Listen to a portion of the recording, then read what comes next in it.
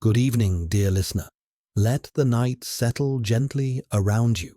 Let the air grow slow and still. Let the world become softer at the edges, like a candle seen through thin lace. In Transylvania, in the year 1872, the mountains did not merely stand. They watched. Their slopes were dark with pine and fir, their ridges jagged like broken crowns, and their valleys held villages the way a hand holds warm breath in winter. Roads were narrow, rutted, and muddy. Horses moved carefully. Wheels creaked. Lanterns were precious. The sky often felt close, low with cloud, and when fog drifted down from the hills, it moved like something alive, a patient creature that knew every path. There was a village in one such valley, small enough that every dog barked at every stranger, and every door creaked in a familiar way. Timber houses leaned slightly with age, their roofs steep and shingled, their windows narrow and set deep. Smoke curled from chimneys with the smell of peat and pine resin. Chickens scratched in the soil between fence posts. Pigs grunted behind crude pens.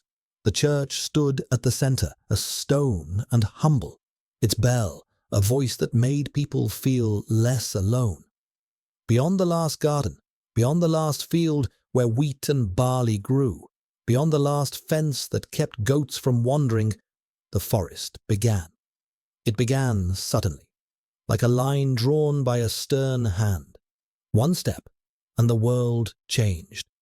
Under the trees, the air was damp and cool, heavy with the smell of mushrooms, wet bark, and leaf mold. The ground was uneven, thick with roots that rose like ribs. Light arrived in fragments and fell in shifting patterns.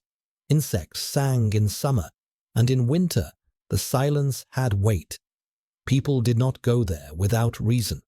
They did not go there alone. They did not go there after sunset.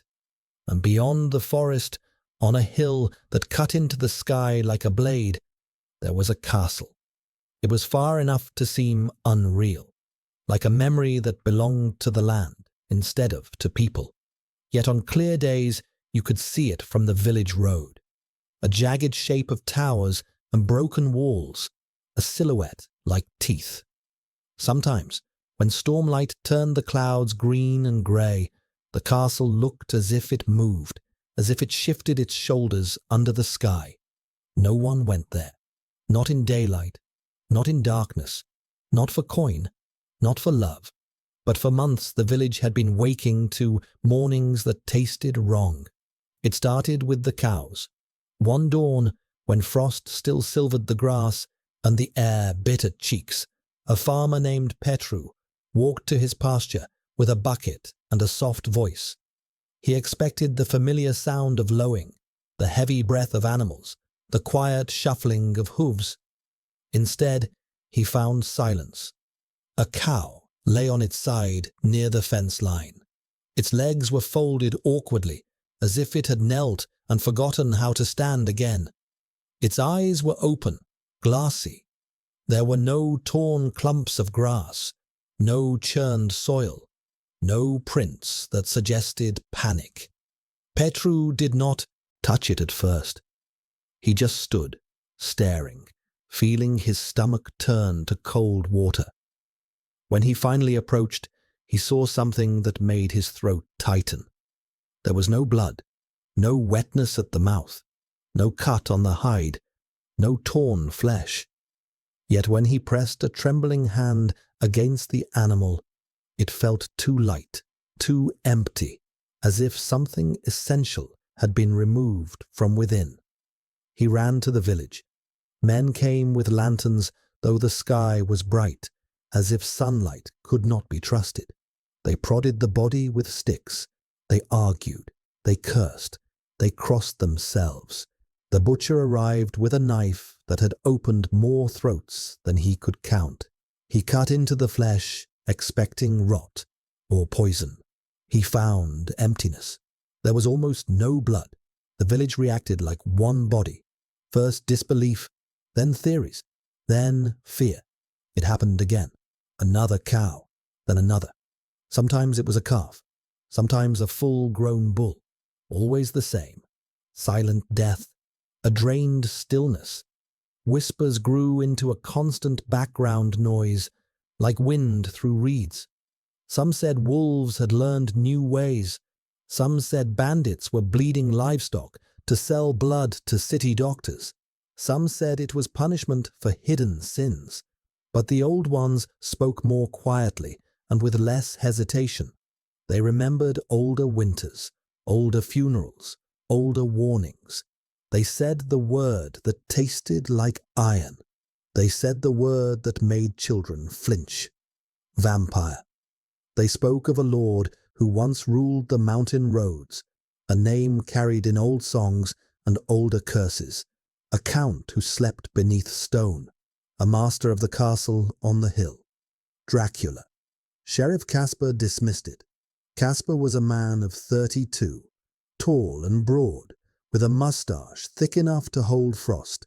His uniform was worn but clean. His boots were polished.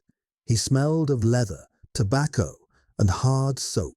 He had studied in a city for a few years and returned to the valley, believing he had brought reason back with him like a lantern. "There is no such thing as vampires," he said. "There is hunger, disease, and fear. Fear makes people invent monsters." Villagers did not argue with him directly, not often. They nodded, pretended to accept, then returned to their kitchens and barns, and whispered again. Margaret lived in the middle of this unease. She was 19, young and beautiful, with hair pale as harvested wheat and skin that caught candlelight softly. She wore simple dresses, wool in winter, linen in warmer days, with a shawl wrapped around her shoulders when she stepped outside. Her eyes were light blue, the color of ice melting under sunrise. Many men admired her from a distance, and none spoke of it loudly because she carried a quietness that made loud voices feel rude. Margaret did not chase gossip. She did not hunger for drama. Yet she listened, because the village itself was speaking in a language of fear. In the mornings, she helped her mother knead bread. Flour dusted their hands and rose in little clouds when they clapped dough. The kitchen smelled of yeast, smoke, and dried herbs hanging from beams. Margaret would look out the window toward the fields where cows grazed, and she would feel a knot in her stomach, even when the sky was bright. At midday, she walked to the well, bucket in hand, the rope rough against her palms. The air could be warm, but the wind coming off the forest carried a cold edge, as if it had traveled through shadow. In the evenings, she brought soup to an old widow who lived alone. She crossed the small bridge over the stream and listened to the water whisper beneath the planks. She heard the bell of the church calling people home, and she watched doors close earlier than they used to. There was a feeling in the village, a shared tightness, a sense that everyone was waiting for something. One afternoon, Margaret stood in the bakery as the smell of warm crust filled the room and the windows fogged with steam. The baker, a stout woman with flour on her arms, spoke quickly about the cows, about the way her nephew swore he saw a shadow cross the moon. Sheriff Casper was there, leaning against a shelf, arms crossed. "You are feeding rumors," he said. "Animals die." The baker crossed herself. "Sheriff," she said, "I have lived here 50 years. I know the difference between wolves and something else."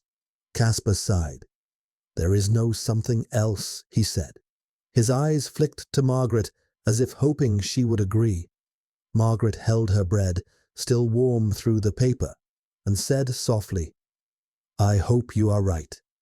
That night, fog came early. It crawled down from the hills like slow milk, thickening in the lanes between houses. Lanterns outside doors made little circles of light that could not reach far. Sounds felt muffled. Even dogs seemed quieter. Margaret lay in bed, under a quilt sewn by her mother. She listened to the house settle. She listened to wind push against shutters. She listened to the occasional creak of timber. Sleep did not come. She kept thinking of the cows, of the stillness, of the drained emptiness. The moon rose bright enough to paint her room in pale silver. Light spilled across the floorboards and touched the edge of her dresser, where a small mirror sat. Then she saw it. A shadow crossed the window. Fast, silent, too large. Her heart jumped. She sat up, breath held, eyes wide. The shadow passed again, not random, but circling. Margaret slid out of bed. Bare feet touched cold wood. She wrapped a dark cloak around her shoulders and tied her hair back with a ribbon. She moved through the house like a whisper. The latch of the door sounded loud in the stillness. No one stirred. Outside, cold air bit her cheeks like a warning. Fog wrapped around her ankles. She saw the shape again, farther now, moving toward the forest line. She followed. The path was familiar in daylight. In darkness, it felt like a different place. The world reduced itself to sensations. The damp air on her skin, the smell of wet soil, the sound of her own breath. The creature, bat-like in silhouette, guided her without ever looking back. It stayed just ahead, not close enough to touch, not far enough to lose. The forest swallowed her. Branches formed a roof. Leaves rustled. The ground was uneven, roots rising like bones beneath moss. Fog thinned inside the trees, replaced by deeper darkness. Margaret walked longer than she realized. At times, she heard something scurry, and her pulse spiked. At times, she thought she heard a distant low murmur like a voice, but when she stopped, there was only the drip of water from leaves. Then the forest began to thin.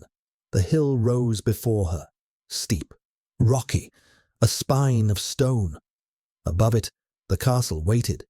Now it was close enough to see details: broken windows, cracked walls, a gate of iron standing open. Margaret stood at the base of the hill, trembling. She could turn back, she could run, but she climbed. Her breath came in white puffs, her hands brushed cold stone, her cloak snagged on thorns.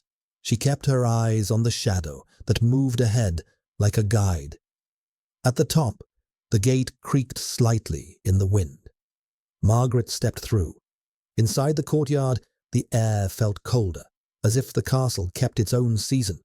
Stones underfoot were slick. Walls rose high, rough and dark. She heard no wind, no birds, no insects, only silence. Then, as she took another step, a candle on a wall sconce flared to life. Margaret froze. Another candle lit. Then another. A corridor ahead began to glow in a line of soft flames, leading inward. She felt her throat tighten. Her fear became sharp. Yet she walked. The corridors smelled of dust and old smoke. The stone was cold enough to numb her fingertips when she brushed it. Her footsteps echoed, soft at first, then louder, then softer again as the passage widened. She reached a great hall. The roof was high and arched, beams like ribs. A massive window at the far end was shattered, letting moonlight pour in across the floor like spilled milk. And there, in the center of that pale light, stood a man, tall, still, pale. He wore a dark coat that seemed woven from shadow. His hair was black and neat. His face was sharp, but not cruel, with cheekbones like carved stone. His eyes were deep brown, ancient, and heavy with something Margaret did not expect. He did not rush her. He did not bare teeth. He did not lunge. He bowed. The gesture was old-fashioned, slow, respectful. Margaret found her voice in a thin thread. "Are you Dracula?" He lifted his head. "Yes," he said. His voice was low and smooth, like velvet over steel. It carried a faint echo. Margaret swallowed. "I thought you would harm me," she whispered. Dracula stepped back a half-pace, giving her space. "You came here," he said. "You followed." "I saw something," Margaret replied.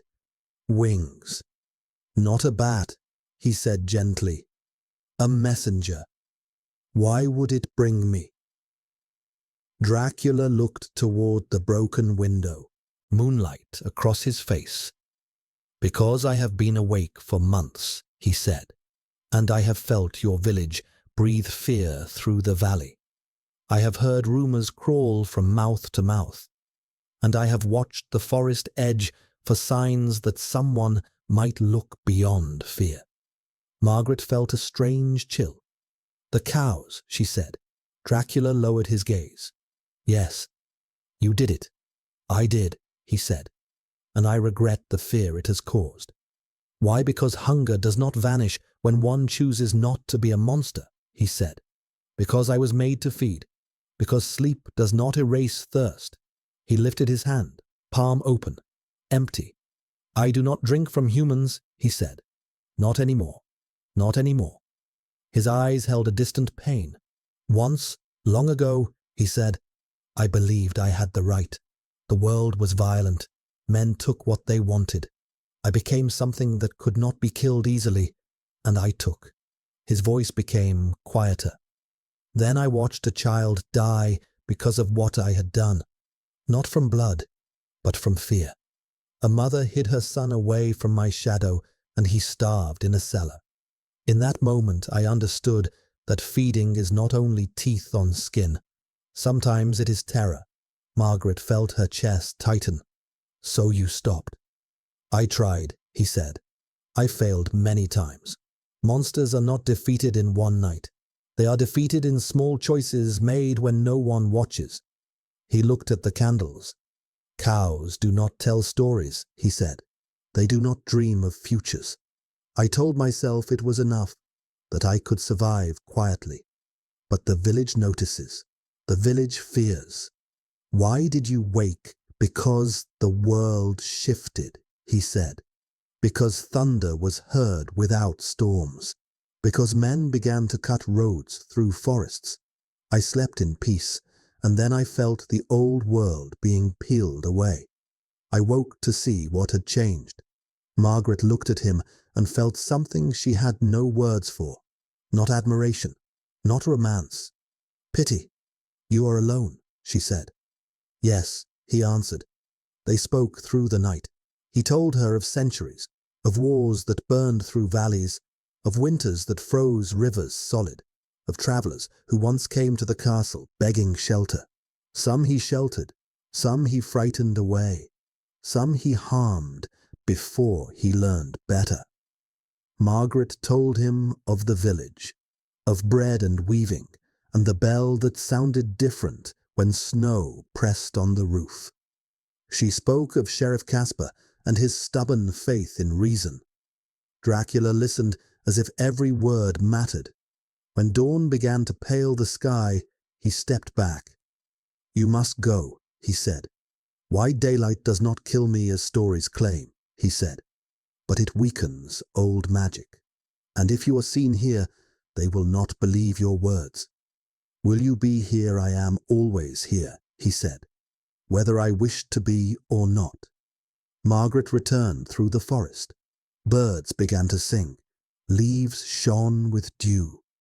The world looked innocent. Her house did not feel innocent. She slipped inside quietly and found her mother standing in the kitchen doorway, eyes red, hands trembling. Margaret, her mother, whispered, "Where were you?" Before Margaret could answer, her father burst in, and behind him, Sheriff Casper. Casper's eyes went to the mud on her boots. Where did you go? He demanded. The castle, Margaret said. Her mother gasped. Her father swore. Caspar stared as if she had spoken madness. No, he said. I did, she repeated. Who took you? No one took me. I went. Caspar's jaw tightened. You are under some spell. Listen, Sheriff, Margaret pleaded. He is not. Caspar cut her off. There is no he snapped. Someone is killing cows. Someone is playing tricks. It is Dracula, she said. Caspar laughed once, sharp. No. He turned to her father. We go to the castle. We bring men. We end this. Margaret felt her blood drain. No. But the word vampire had already become fire. Within an hour the village square filled with men. Torches were lit even though the sun was up. Pitchforks, axes, hunting rifles. Faces hard with fear and anger. Caspar stood at the front, speaking loudly. We will bring Margaret home safe, he declared. We will uncover the truth. We will stop the killing. Margaret shouted over him. I am already home. No one listened. They marched. The forest received them with damp air and rustling leaves. Torches smoked. Men coughed. Branches snapped under boots. Margaret ran alongside, cloak whipping around her legs. Sheriff, she pleaded, please. He does not want to harm anyone. Caspar kept walking. You are frightened, he said. He has poisoned your mind. No, she insisted. He is starving. He drinks from cows because he refuses to drink from us. Caspar shook his head. Nonsense. By the time they reached the hill, clouds gathered as if the sky watched. The castle rose. The gate stood open. Men hesitated. Then someone shouted. Burn it. Torches lifted. Margaret felt panic flood. No, but fear is louder than one voice. They surged into the courtyard. Torches touched old wood. Dry beams caught flame. Smoke rose. Fire climbed. Margaret ran into corridors, coughing as smoke thickened. Dracula, she shouted. She found him in the great hall, calm, eyes resigned. They came, she gasped. I heard, he said. You must leave. If I leave, he said, they will hunt me through the forest. They will spread fear wider. They will kill others in my name. Then come with me. I will speak. You think words can cool fire? He said softly. I have to try. Very well, he said. They emerged into the courtyard. Men shouted. A gun lifted. Margaret stepped in front of Dracula. Stop, she screamed. Caspar pushed through. Move, Margaret. No. Listen. Margaret turned to the crowd. You think you are brave because you hold fire, she cried. But fire makes you blind. You are burning a man who has harmed no one here. He killed our cows, someone shouted. Yes, Margaret said. Because he was hungry. Because he chose cows instead of you. Laughter rose, bitter. Caspar shook his head. Madness. Margaret looked at him. Sheriff, you believe in reason. Then use it. Look at him. He has stood here while you lit his home on fire. If he wanted blood, he would have taken it already. A child began to cry. The sound cut through rage. Margaret spoke, softer. We make monsters, she said. We build them from fear. We feed them with stories. If you kill him tonight, you will not be safer. You will only teach your children that terror is justice. Silence spread. Caspar lowered his gun a fraction. Count, he said. Is it true? Do you drink from cows? Yes, Dracula answered. Do you drink from people? No. The wind shifted. Smoke blew sideways. Caspar looked at the villagers. Put down the torches, he said. Murmurs. Arguments. Enough, Caspar barked. Slowly, torches lowered. Men stamped embers. Women brought buckets. The storm weakened. Caspar faced Dracula. You cannot stay here. I know, Dracula said. If you return to kill, Caspar said, I will hunt you. "If I return to kill," Dracula replied, "you should." Margaret felt tears spill. "Come with me," she whispered. "No," Dracula said gently. "I would turn your life into a cage of fear." He stepped back. Shadows gathered. He turned and walked toward the forest, calm, tall, silent. No one stopped him. Margaret watched until trees swallowed him. They returned to the village. Days passed. Arguments rose and fell. Some said Caspar had been bewitched. Some said Margaret was cursed. Some said the vampire had tricked them. But the cows stopped dying. Spring warmed into summer. Fog came less often. Margaret lived on. She baked bread. She helped her mother. She walked to the well. She smiled at children. And sometimes, late at night, she stood outside and listened to the forest. Leaves, owl, wind. She imagined a figure walking beneath the trees, alone but not cruel, hungry but resisting, ancient but trying. She hoped. Because the legend of Dracula in this valley did not end with a stake or a grave. It ended with a choice to not harm, a choice to listen, a choice to see a person where others saw a monster. Rest now, dear listener. Let the wind soften. Let the candlelight dim. Some shadows are not evil. Some shadows are simply lonely. The nights that followed were quieter, but not peaceful. The village moved as if recovering from a fever. People spoke more softly. Doors closed more slowly. Children stopped daring each other to stare at the hill. Yet many eyes still drifted there when the sky darkened. The burned ruin of the castle stood blackened against the horizon, its towers broken, its stones scorched. Smoke no longer rose, but the smell of ash lingered in the air for days, carried down by the wind like a reminder that something ancient had been disturbed. Margaret felt the change in her bones. Each morning she woke with the sense that the world had shifted slightly, like a table nudged out of place. She moved through her days with care, listening more than she spoke. She noticed how the birds returned to the fields cautiously, how the cows grazed again without incident, how the farmers watched them with narrowed eyes until days passed without death. Her mother worried. She watched Margaret closely, as if afraid her daughter might fade or break. At night, she would sit by the hearth, mending or shelling beans, glancing up often. "You are quiet," her mother said one evening. "I am thinking," Margaret replied. Her father said little. He worked longer hours, repairing fences, tending tools, avoiding talk of the castle. When he did speak, his voice was careful, measured, as if he feared saying the wrong word might wake something again. Sheriff Caspar changed as well. He still wore his uniform. He still patrolled the village roads, but his certainty had softened. He listened longer when people spoke. He no longer laughed outright when old women mentioned spirits or omens.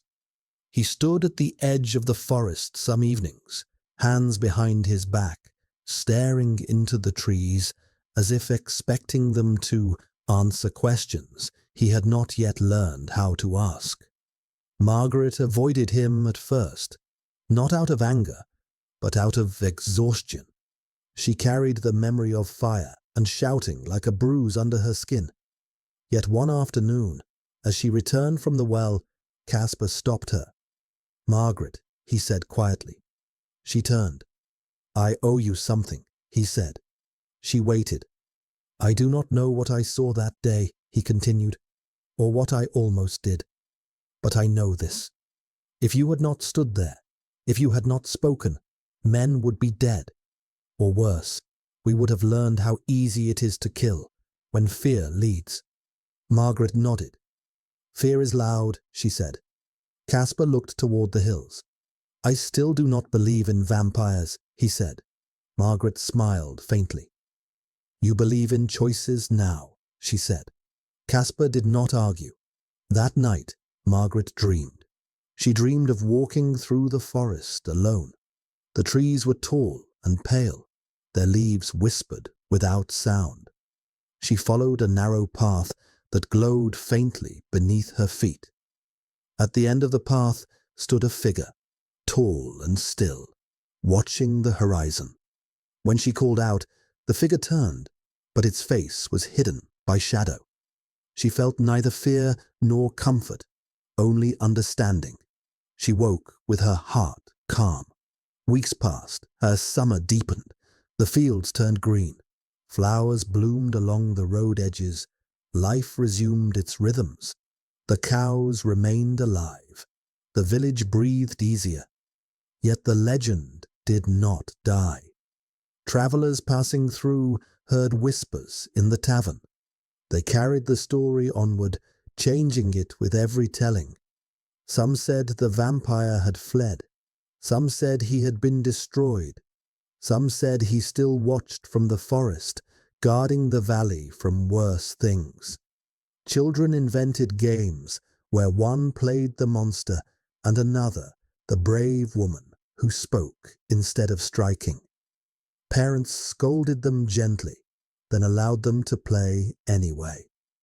Margaret became part of the story without wanting to be. People looked at her differently now, with respect, with curiosity, with unease. She felt it when she walked through the market, when conversations paused as she passed. She did not mind. She carried something quieter inside her, a certainty that the world was larger and more complex than fear allowed. Some nights, when the moon was thin and the air warm, Margaret walked to the edge of the village and stopped where the fields met the forest. She stood there, listening. Sometimes she thought she heard footsteps that were not her own.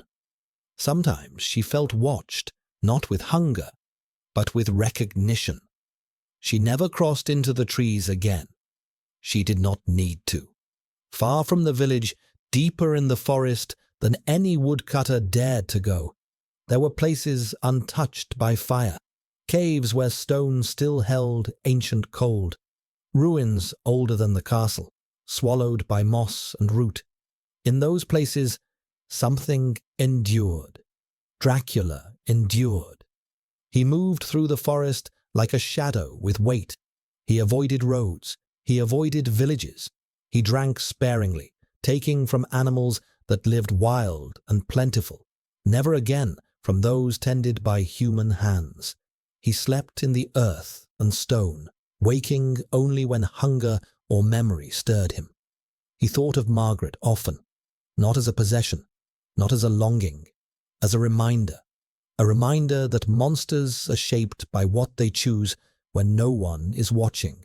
Years passed. Margaret aged, slowly, gently. She married. She did not speak of the castle on her wedding day, but she chose vows that spoke of listening and patience. She had children, and when they asked about the forest, she told them it was old and worthy of respect. The ruin on the hill crumbled further with each winter. Stones fell. Ivy claimed walls. The place became less a wound and more a scar. And the cows never died that way again. People eventually stopped whispering vampire. But they did not stop teaching their children that fear can turn good people cruel, and that sometimes the bravest thing a person can do is stand still and speak when everyone else is shouting. The legend of Dracula did not end with blood. It ended with restraint, with mercy, with a woman who walked into darkness and came back with understanding instead of fire. And if, on some nights, the wind carried a sound like wings over the forest, the village no longer panicked. They closed their doors, they held their loved ones close, and they slept. Rest now, dear listener. The valley is quiet, the night is gentle, and the shadows, at last, are at peace. Yet peace, in a valley surrounded by mountains, is never a thing that stays unchanged. There are quiet seasons that feel like sleep, and there are quiet seasons that feel like breath held. When the first autumn after the fire arrived, it came with gold leaves and crisp air that smelled of apples and wet earth. The village gathered harvests, stacked firewood, salted meat, and patched roofs before the snow. The church bell rang with its familiar steadiness. The market in the square filled with baskets of root vegetables and jars of honey. Children ran through piles of leaves, squealing, their cheeks red from cold and laughter. Margaret watched all of it with a gentle distance, as if she lived half inside the village and half in a place no one else could see. She smiled when neighbors greeted her. She helped her mother hang herbs to dry. She sat by the hearth, sewing small repairs into clothing while the wind rattled the shutters. But some nights, when the house slept and the air outside held that sharp, clean chill of approaching winter, she would wake and listen. Not for fear, for pattern. She had learned to hear the world differently. She could hear when the wind moved in an ordinary way. She could hear when it moved as if carrying something. She could hear the difference between a branch scraping a window and a bird landing on a roof. Once, late in the season, when the moon was a thin curved nail in the sky and the stars looked hard and bright, Margaret heard wings, not close, not loud, a soft movement over the forest line, like cloth drawn through air. She did not rise from bed. She did not dress. She simply breathed and felt a strange warmth settle in her chest. He was alive. The thought did not frighten her. It steadied her. Winter came. Snow fell in heavy, quiet sheets, muffling sound until even the dogs seemed to bark less. Roofs grew white. Paths became narrow tunnels between drifts. The forest turned into a darker wall. Its branches bowed under weight. The ruin on the hill became a black shape against all that white, sharper and lonelier than before. Some mornings, smoke rose from it, thin and faint, not like a fire, but like breath. Villagers noticed. They did not speak loudly about it. Some said it was a shepherd lighting a small flame in the ruins for warmth. Some said it was bandits hiding. Some said it was the castle itself, exhaling. Sheriff Casper noticed too. He did not mention it for weeks. He watched from the village road, eyes narrowed. He walked the edge of the forest when the weather allowed, boots crunching in snow, breath rising in clouds. He told himself it was nothing. He told himself it could not be. But reason is not a shield against the persistence of questions. One morning, after a night of heavy snowfall, a child ran into the square shouting that something had been seen near the ruins. Men gathered, faces tense. Women held their children close. Casper stepped forward. "What did you see?" he demanded. The child, a boy with a runny nose and wide eyes, pointed toward the hill. "A man," he said. "A tall man." He walked through the snow like it was not cold. Casper felt the hairs on his arms lift. "How do you know it was a man?" Casper asked. The boy swallowed.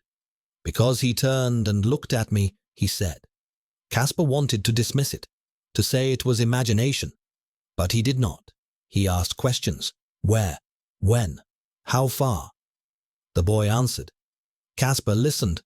That night, Casper did not drink. He sat at his table under lamplight, the flame flickering and casting shadows on his walls. He held his head in his hands and breathed slowly.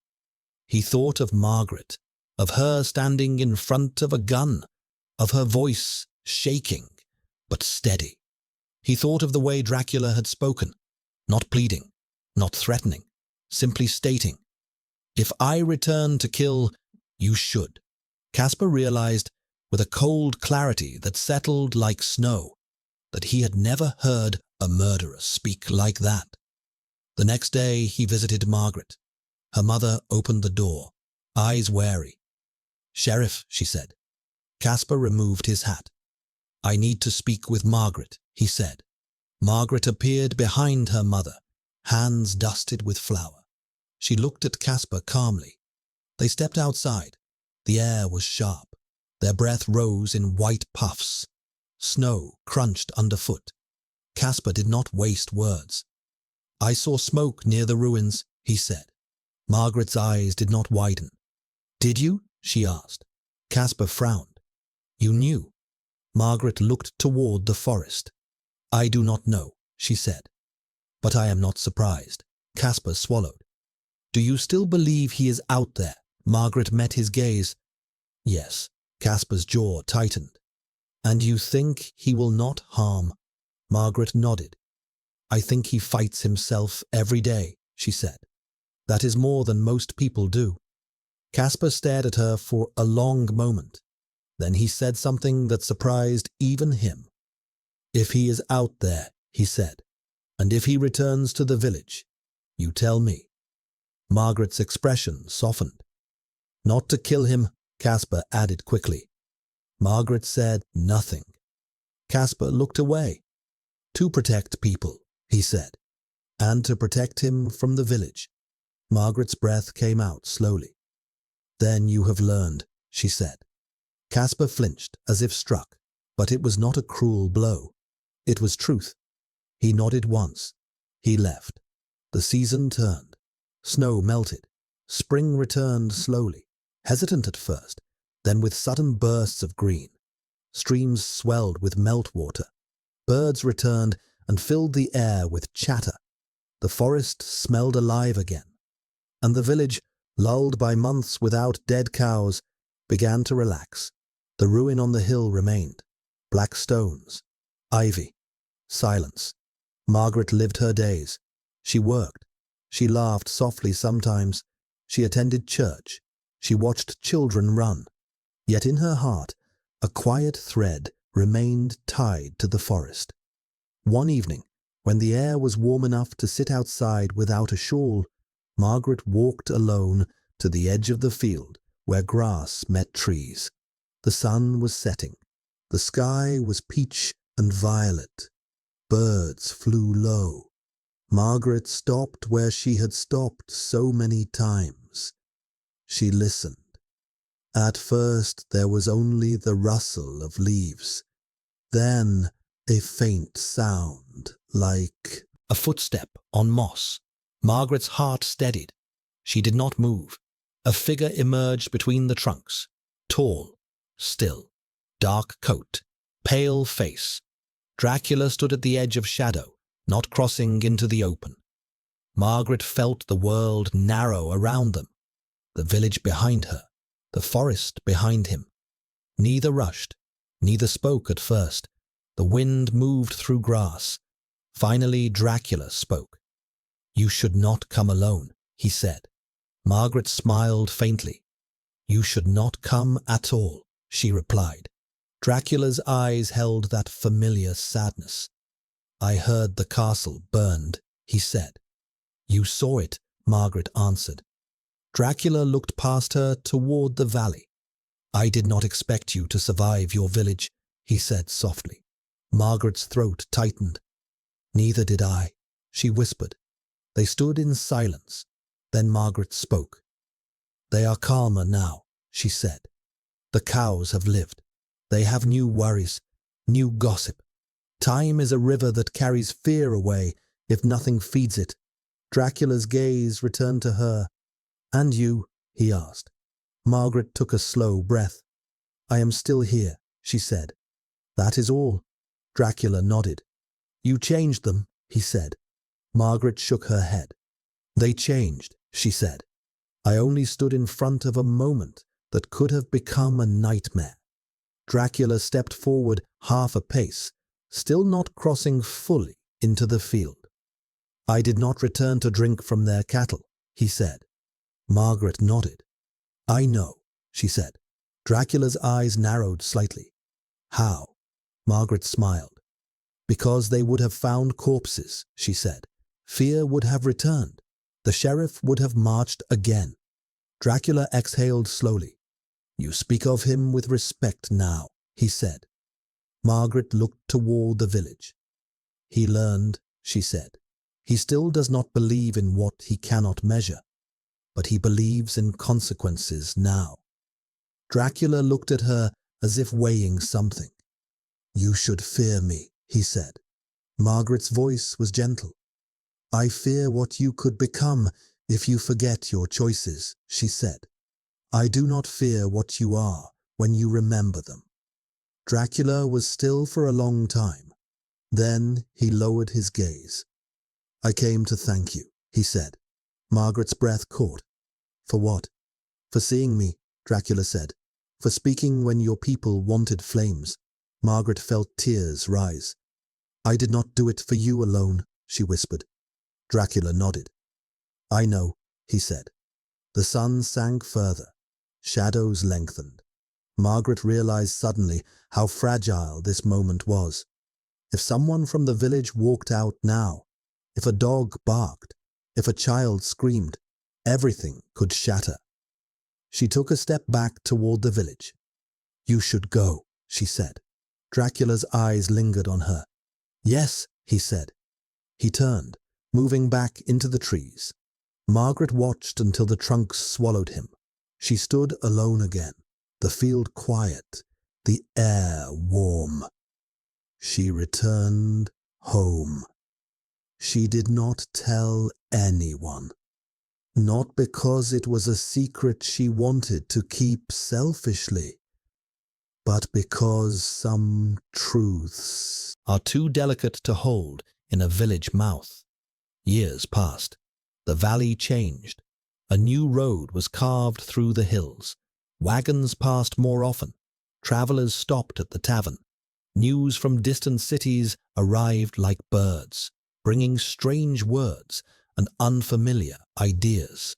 Margaret married a kind man named Emile, a carpenter with soft hands and gentle eyes.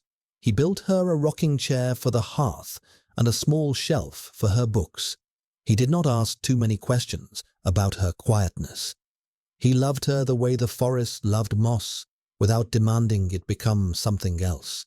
They had children, a son with pale hair like hers, a daughter with Emile's warm brown eyes. Margaret sang to them at night. She hummed old village lullabies. She told them stories, not of monsters, but of choices. Sheriff Casper grew older as well. His mustache turned grey. His shoulders stiffened. He trained younger men, teaching them to look at facts and also to respect what fear can do to crowds. He became less eager to shout and more eager to listen. One winter, long after the castle had become almost fully swallowed by ivy, a traveller arrived in the village. He was thin, wrapped in a long coat with a scarf pulled high. He claimed to be a scholar, interested in local legends. He asked about Dracula. Some villagers laughed, some crossed themselves. Some told the story with dramatic flourish. A monster, a burning, a brave young woman. The traveller listened, eyes bright. Then he asked to meet Margaret. Margaret was older now, her hair still pale, but threaded with silver. Lines had appeared at the corners of her eyes. Her beauty had softened into something deeper, like worn stone, warmed by sun. She met the traveller in her kitchen. He sipped tea. He asked questions. Margaret answered politely but briefly. The traveller leaned forward. "Do you believe he still exists?" he asked. Margaret's hands paused. She looked at him. She did not answer directly. She said, "Some legends survive because they are fed. The traveller smiled. And some survive because they are true. Margaret's gaze sharpened. Who are you? She asked. The traveller hesitated. He removed his scarf. His neck was pale, and on it, barely visible, were two faint scars. Margaret's breath caught. She set her cup down carefully. The traveller spoke softly. I was a child in a village not far from here, he said. A child who wandered too close to the forest one night. I saw a man with eyes like old storms. He did not kill me. He carried me back to the road and left me there. When I grew older, I could not forget. I searched for a name. Margaret felt a slow chill. Why are you here? She asked. The traveller's smile faded. Because men from the city have heard stories, he said. They want proof. They want to hunt. They want to kill what they do not understand. Margaret's heart tightened. Who? She whispered. The traveller named them. Men with money. Men with weapons. Men with pride. Margaret's mind moved quickly. She stood. You must leave, she said. The traveller looked confused. You must leave this village and never speak of this again, Margaret said. The traveller's jaw tightened. You cannot stop them, he said. Margaret's voice was calm but fierce. I stopped a village once, she said. I can try again. The traveller looked at her with something like respect. He stood. Then he said, I did not come to harm him. Margaret did not reply. She watched the traveller leave. That night, Margaret sat by the hearth long after her husband and children slept. The fire crackled low. The house smelled of warm wood and dried lavender. She listened to the wind. She thought of Dracula. She thought of hunters. She thought of how fear spreads when given a new story. Before dawn, she rose quietly and dressed. She wrapped a cloak around her shoulders. She tied her hair back. Her hands trembled slightly, not from age, but from memory. She walked. The village slept. The road was empty. Fog lay low. She reached the forest edge and stopped. She waited. At first there was only silence. Then, from within the trees, a sound like a footstep on moss. A figure emerged, tall, still, dark coat. Margaret felt relief and sorrow collide. Dracula studied her. You are older, he said. So are you, Margaret replied. Dracula's mouth almost smiled. Time does not hold me the same way, he said. Margaret stepped closer. They are coming, she whispered. Dracula's eyes narrowed. Who? Margaret told him. Men from the city. Hunters. Weapons. Dracula listened without moving. When she finished, he said quietly, Then it begins again.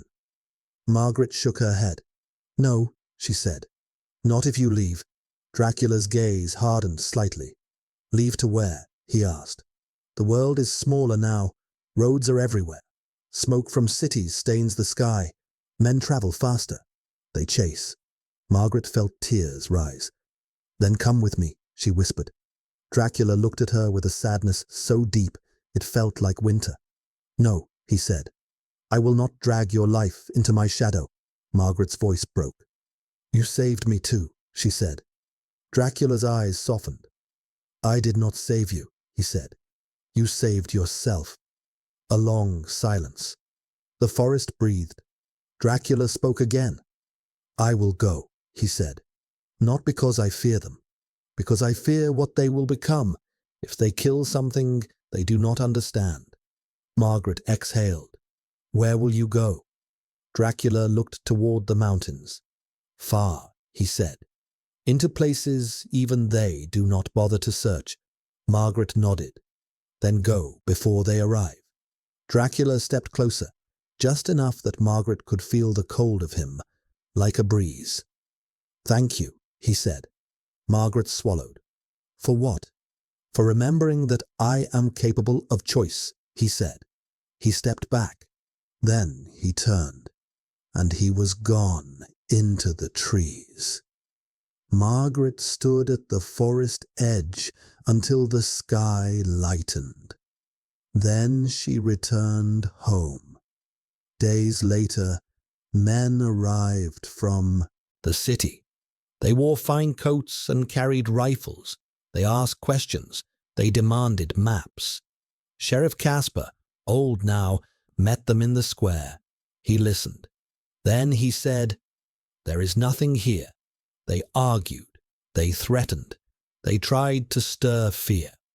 But the village had lived long enough with legends to know when outsiders were feeding on their stories. People closed their doors. They went about their work. They did not march. Casper kept his voice steady. "If you wish to hunt phantoms," he said, "do it elsewhere." The men left, frustrated. The valley stayed quiet. Margaret lived on. She grew older. Her children grew. Her husband's hair turned grey. Sometimes, on calm nights, she thought she heard wings. She smiled softly into the dark, because she knew. Not all shadows are evil. Some shadows are choices. Some shadows are restraint. Some shadows are the quiet strength of refusing to become what fear demands. Rest now, dear listener. Let the valley settle. Let the mountains watch in silence. Let the forest breathe slowly. The night is gentle, and in this story, the darkness learned mercy. But mercy does not mean forgetting. Time moved forward, as it always does, but it did so unevenly in the valley. Some years passed like a slow breath. Others slipped by unnoticed. The village aged generation by generation, while the mountains remained unchanged, their silhouettes steady against every sunrise and storm.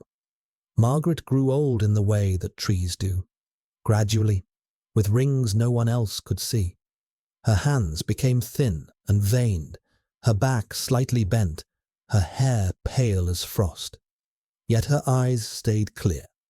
When children came to her for stories, she never spoke of monsters tearing throats or castles burning. She spoke of listening, of choosing restraint, of how fear can be louder than truth, and how silence can sometimes protect more lives than shouting. On her last winter, snow fell gently for days, without wind. The village lay hushed beneath white roofs. Smoke rose straight from chimneys, thin and steady. Margaret sat by the hearth, wrapped in wool, her breathing slow, her thoughts drifting like embers. She dreamed. In her dream, she walked through the forest once more, young again, her feet sure on the moss. The trees parted ahead of her. A familiar figure waited in shadow, not smiling, not sorrowful, simply present. She felt no fear. When she woke, the room was quiet. Morning light crept through the window. Her daughter sat beside her, holding her hand. Margaret squeezed her fingers once. Then she slept. The village mourned her with soft voices and simple rituals. They rang the church bell slowly. They buried her on a hill that caught the sun in the afternoon. The forest stood nearby, silent and respectful. Years passed. The world beyond the valley changed faster now. Trains cut through mountains. Cities grew loud. Newspapers carried stories of strange discoveries and stranger wars. Yet the valley remained a pocket of calm, known mostly to itself. The ruin on the hill finally collapsed one spring under the weight of snow and ivy. Stones tumbled, towers fell. What remained was a mound of moss and broken wall, indistinguishable from the land itself. Some said the legend ended there.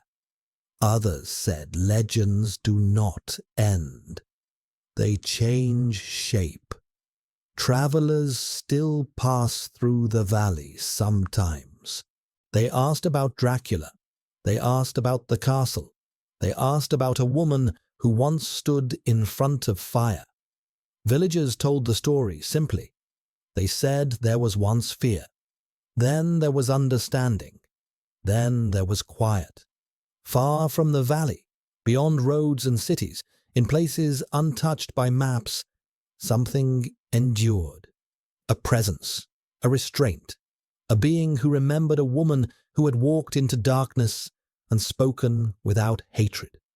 And on nights when the moon was thin and the wind soft, wings still passed over forests, not hunting, not feeding, watching. Because the true legend of Dracula was never about blood.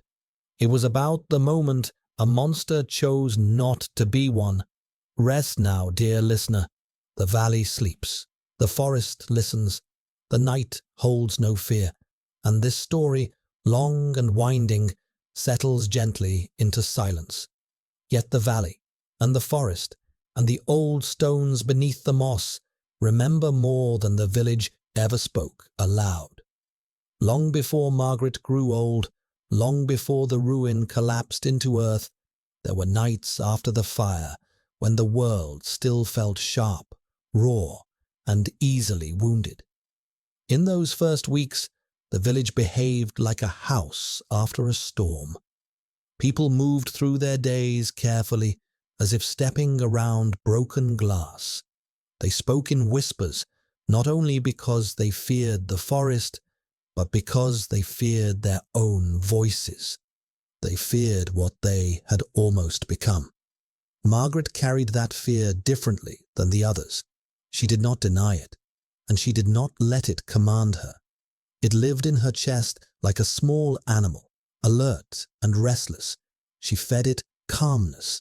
She fed it routine. She fed it the quiet work of living.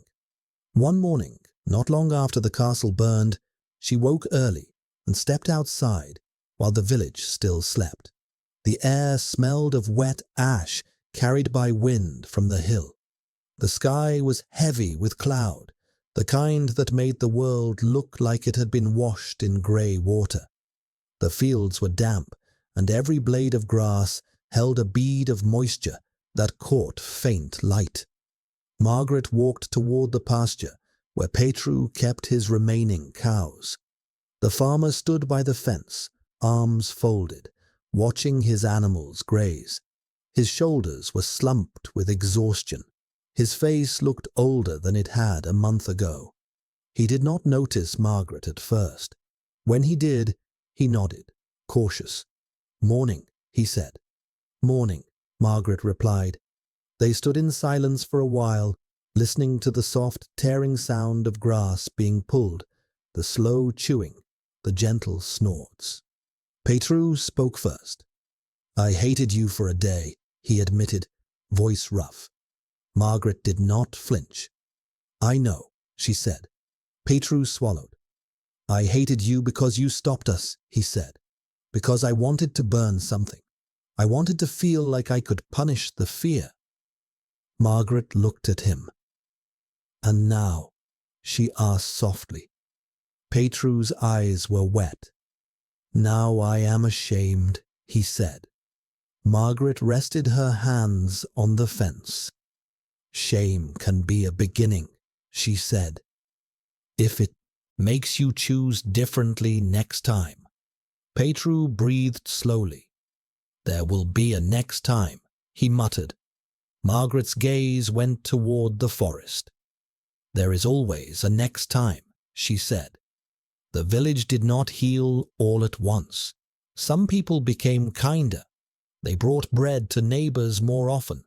They helped repair roofs without being asked. They spoke to children with more patience. Others became harsher. They insisted that mercy was weakness. They insisted that if the vampire returned, the village must not hesitate again. Fear found new shapes. It always does. Sheriff Casper carried fear like a stone in his pocket. He touched it often in his mind. He turned it over, examining it, trying to understand how he, a man who believed in reason, had been so close to firing a gun at a woman standing in front of him. He woke at night hearing the echo of his own voice. "Move, Margaret. He remembered the weight of the gun. He remembered the heat of torches. He remembered how easy it had been to feel righteous. One evening, Caspar walked alone to the edge of the field and stared into the forest. The sun was low. The sky was orange near the horizon and blue above. A cool breeze moved through the grass, carrying the scent of damp leaves. Caspar stood still, hands behind his back. He did not call out. He did not threaten. He simply spoke into the trees as if speaking to a presence. "If you can hear me," he said quietly, "I do not know what you are." The forest did not answer. Caspar swallowed and continued. "But I know what we are," he said. "We are afraid. And when we are afraid, we become dangerous." He paused. "So if you truly do not wish to harm people," he said, "then keep your distance, and I will do what I can to keep them from becoming a mob again."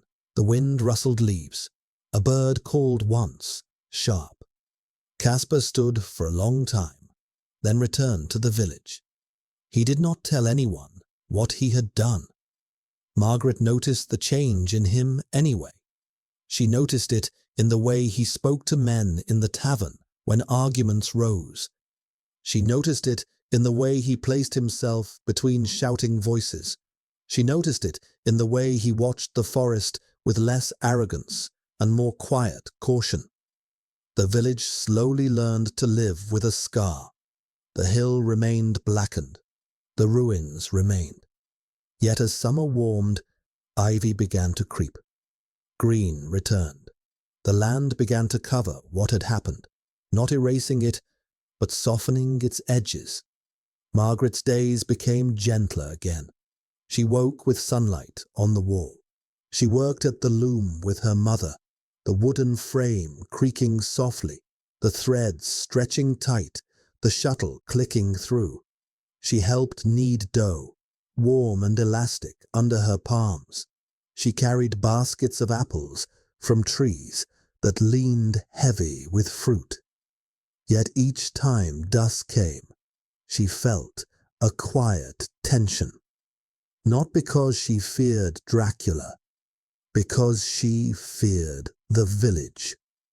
One evening, she attended a gathering at the tavern with her father, a rare thing.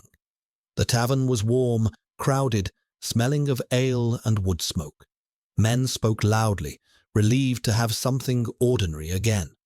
But the talk shifted. A young man, newly married and eager to appear brave, leaned forward and said, "My uncle says the vampire will return for a bride." Laughter. Another said, "My grandmother says they come for blonde hair." More laughter. Margaret felt eyes flick toward her. Her father's jaw tightened. Caspar, who sat near the hearth, looked up sharply. "Enough," he said. The room quieted. Caspar's voice was steady. "If any of you speaks like that again," he said, "you will sleep in the jailhouse until you remember that fear is not entertainment." The men muttered. The moment passed. Margaret met Caspar's eyes briefly. He looked away. Later, outside, the air was cool and smelled of rain. Caspar stepped beside Margaret as people dispersed. "You should not be made into a story," he said. Margaret's voice was soft. "Stories make us," she replied. Caspar exhaled. "I will not let them use you as bait for their bravery," he said. Margaret nodded once. "Thank you," she said. The world moved on, but the forest remained. Sometimes, at the edge of hearing, Margaret sensed movement in the trees, not threatening, not hunting, simply present. Once, late in summer, she found something on her windowsill, a small cluster of wildflowers tied with a thin strand of grass. They were pale and delicate, the kind that grew deep in shaded places. Margaret stared at them for a long time. No one in the village would have gathered them from the forest. She picked them up carefully. They smelled of damp earth and clean green life. She did not speak of them. She placed them in a small jar of water on her table. That night, she slept more peacefully than she had in weeks. In the months that followed, there were no more dead cows. The legend softened. Yet the relationship between village and forest changed in subtle ways. Children still played near the tree line, but they returned home faster at dusk. Woodcutters still entered the forest, but they went in groups, and they carried small bundles of herbs and salt as if offering respect. Women still hung garlic at windows, but more from habit than panic. Caspar continued his patrols. He continued to listen. And Margaret continued to live, carrying within her a quiet knowledge that the world held creatures and truths beyond what could be proven with a ledger and a gun. Years later, when she had children of her own, she taught them to respect the forest, not as a place of horror, but as a place of oldness. Do not shout there, she told them. Do not throw stones. Do not take what you do not need. Her children listened, because her voice carried the weight of someone who had stood in front of fire. The valley endured. The legend endured. Not as a tale of blood, but as a tale of restraint. And so, dear listener, as you drift closer to sleep, let the last images be gentle. A quiet village under a star-filled sky. A forest breathing slowly. A shadow moving through trees without hunger. A woman closing her window and smiling softly. Rest. The night is calm. The fear has faded. And the mercy remains. As decades passed, the valley aged into a quieter version of itself. The rhythm of life slowed, stretched, and settled. Seasons repeated with comforting predictability. Snow returned, melted, and returned again. Children became parents. Parents became memories, spoken softly at tables in the evening light. Margaret was no longer alive to witness most of these changes, yet her presence lingered like a warmth in old walls. People spoke her name with a tone usually reserved for prayers. They told children about her courage not as a dramatic tale, but as an example of calm strength.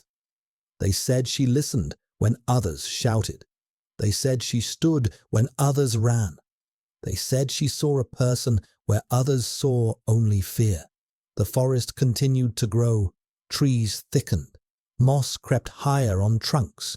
Paths faded and reappeared according to need and neglect. Animals adapted. Wolves learned routes that avoided humans. Deer grazed nearer to the village than before, sensing a strange equilibrium. And within that forest, the presence endured. Dracula moved rarely now. Hunger came more gently with age. His need lessened as the world offered him more wildlife than before. He learned to sleep for longer stretches, sinking into stone and earth with the patience of something that had outlived centuries. But he never forgot. Memory was his curse and his salvation. He remembered Margaret's voice. He remembered the warmth of her defiance. He remembered the way fear had nearly turned an entire village into executioners. Those memories shaped every choice he made. On rare nights, when storms rolled across the mountains and lightning fractured the sky, Dracula would wake and stand at the mouth of a cave or beneath the shelter of ancient trees. Rain soaked his coat. Thunder shook the ground. He did not fear the storm. He feared forgetting why restraint mattered. So he let the storm remind him. In the village, Sheriff Caspar eventually retired. His moustache was white by then, his gait slower, his eyes still sharp. On his last day wearing the badge, he stood in the square and addressed the people. "Protect each other," he said. "Question your fear. And remember that certainty can be as dangerous as ignorance. Few understood why he chose those words. Margaret's children did. They carried her teachings forward quietly. They married. They raised families. They taught patience. They taught listening. The legend of Dracula became something strange. Travelers still whispered it in taverns far away, embellishing it with horror and spectacle. They spoke of fangs and coffins and brides stolen in the night. But in the valley, the story was different. Here Dracula was not a monster lurking in darkness. He was a test, a reminder of what fear could do. Sometimes children asked if he still watched. Elders would smile faintly and say, "Some things watch not to harm, but to remember." The ruin on the hill disappeared almost entirely beneath ivy and earth. Birds nested where towers once stood. Foxes dug dens among fallen stones. The hill became just another part of the landscape. Yet on clear nights, when the moon rose high, some claimed they saw a figure standing where the tallest tower had been. They did not shout. They did not run. They simply nodded and went back inside. Because fear, when not fed, grows thin and weak. Generations passed. Wars happened elsewhere. Empires rose and fell. Machines replaced horses. Roads widened. Yet the valley remained stubbornly itself. And through all of it, the forest endured. On one particularly quiet night, many years after Margaret's death, a young girl stood at her window in the village. She had Margaret's eyes, pale, curious, thoughtful. She watched the tree line. She felt no fear. She simply felt watched. She smiled. Then she closed the curtain and went to bed. Far away, beneath roots and stone, Dracula rested. He dreamed not of blood, but of firelight and a woman standing unafraid. And so the legend did not end. It softened. It became a lesson instead of a warning. And in that lesson, humanity learned that even the darkest stories can be rewritten by a single act of understanding. Rest now, dear listener. Let your breath slow. Let the forest fade into shadow. Let the valley sleep. This story continues beyond words, and so do you.